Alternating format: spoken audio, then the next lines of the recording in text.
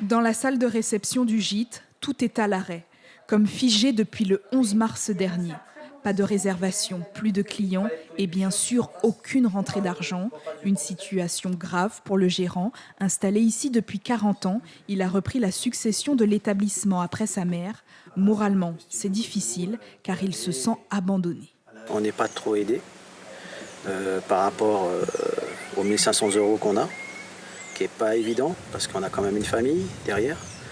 On a quand même des charges à payer. L'électricité, enfin il y a pas mal de choses comme ça. Et ce que je voudrais, c'est qu'on soit plus aidé, plus entendu par les gens, par les élus. Que les élus viennent nous voir, qu'ils viennent discuter un peu plus avec nous.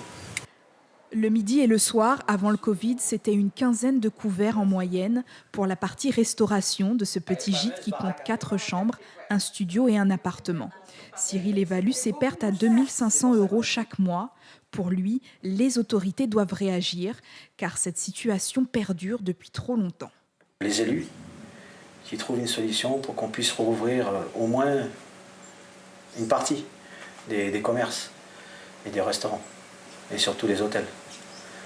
Parce que des projets, il y en a beaucoup, surtout sur la Carmanie, et là tout est à l'arrêt. Nous sommes dans les bureaux de l'entreprise de transport fluvial Chouiti-Liba. Eux aussi ont cessé toute activité depuis l'arrêté préfectoral du 17 mars dernier.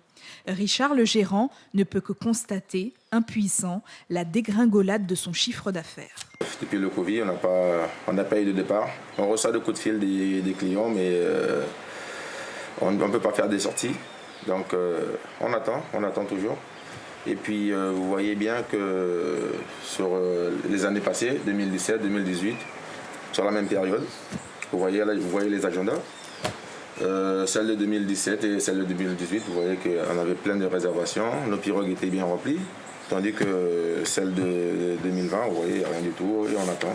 L'attente est désormais terminée pour l'entreprise fluviale. Ils ont obtenu l'autorisation de la sous-préfecture pour naviguer uniquement dans la partie française.